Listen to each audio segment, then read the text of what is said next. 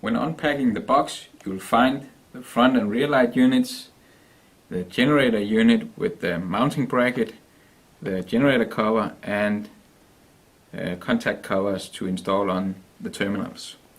Also you have cable ties to mount the cable, and you have the generator magnets to mount on the spokes. For the installation you need an Allen key, 4mm size, cable cutters and 1 or 2 spanners or pliers or whatever is required on your bike. The first step in the mounting is to mount the light units. And I'm going to start out with mounting the front light unit. Firstly, I'm going to remove the screw on the fork crown. For this you need a spanner or a plier or whatever is required on your specific bike.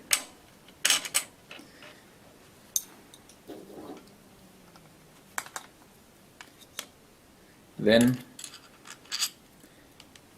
place the front light unit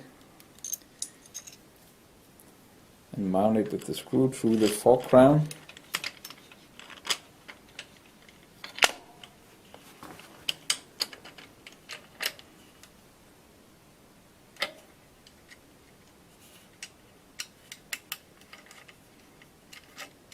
And tighten the nut.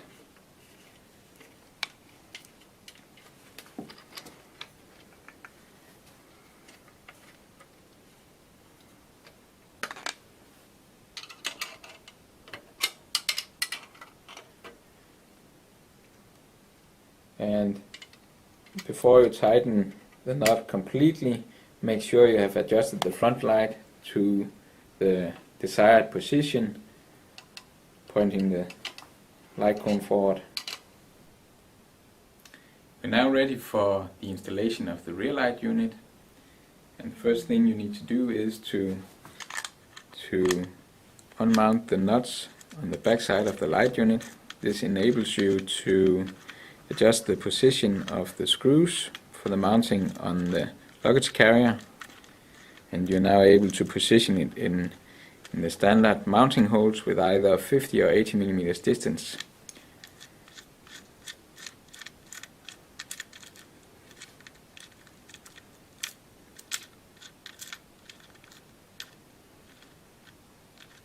Like this, and then you position the nuts in a fitting position and place it through, and then you place the washer and the nut on the screw and you mount the screws. After the installation of the light units, the next step is to mount the dynamo unit. If it makes it easier for you, you can remove the dynamo unit from the bracket, or you can leave it as it is in the packaging. The first thing you need to do is to place the collar clamps around the seat stay.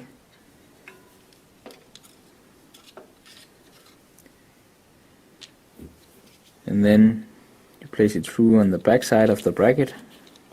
A little trick is to make it easier that you can remove the Allen nut screw. And then you push it through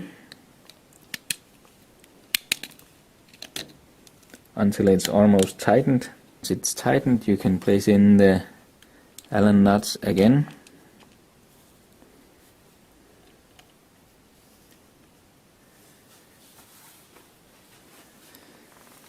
And then you position the generator unit in the right position. It's important, it needs to be 10 centimeters or 8 to 12 centimeters from the hub.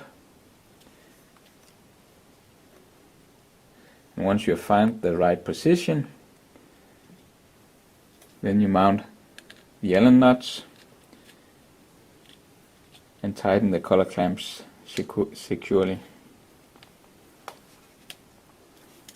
You're now ready to install the magnets. The first thing you need to do is to unmount the screws in the magnet units. so that you can take off the adapter bracket.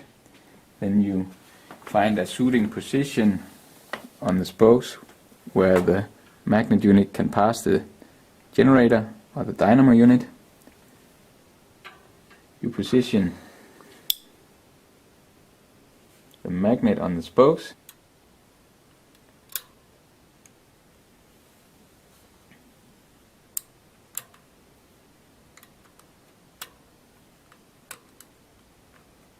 After installing the first magnet, you're ready to install the following two magnets in the same way.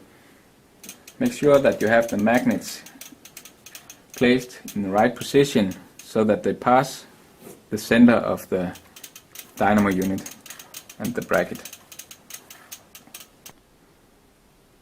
With the magnets in place, you're now ready to adjust the position of the dynamo unit. If you haven't already installed the dynamo unit, you insert it into the bracket, and then you can adjust the sideways position of the dynamo unit like this. And you want to find a position with 3 to 5 millimeters between the dynamo unit and the magnets. Once you have done this, you tighten the bracket screws for the dynamo unit to make sure that the dynamo unit is in place. Make sure to tighten it both on top and underneath the dynamo unit. You're now ready to connect the cables from the light units, from the front light unit and the rear light unit, and to the dynamo unit.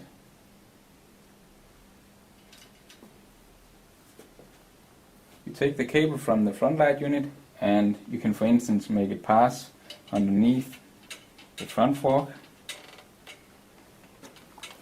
through here,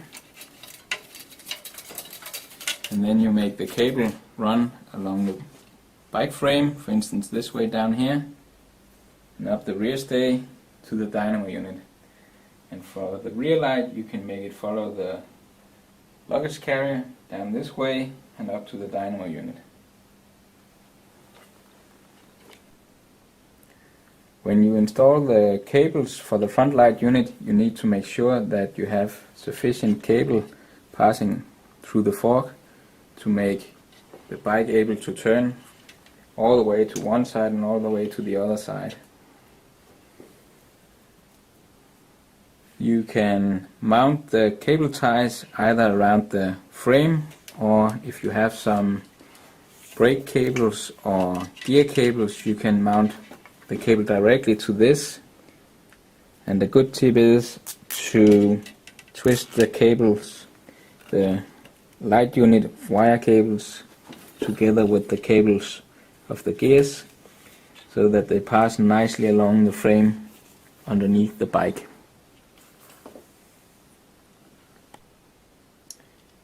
After installing the cable along the bike frame with the cable ties, you can cut away the excessive cable ties for a nice finish. And then you're ready to find the appropriate length of the cable and prepare it for installation on the dynamo terminals. Make sure that you have a little extra cable, and then you cut the cable to the fitting length.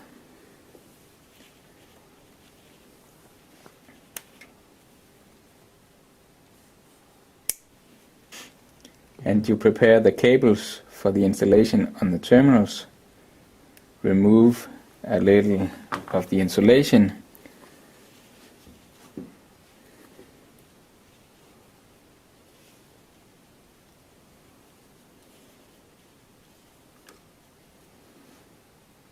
and insert the cables into the terminals. When you have prepared both cables with the right length, you're ready to install on the terminals. You have the front light cable and the rear light cable, and you have a plus and a minus side for each light unit.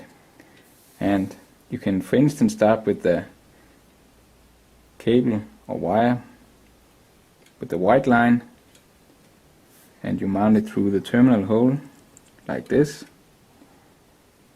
From from one light unit, and then you take the wire from the other light unit and place it through the other terminal hole. And when this is done, you take the cable cover, the terminal cover, and you place it on top of the two terminals.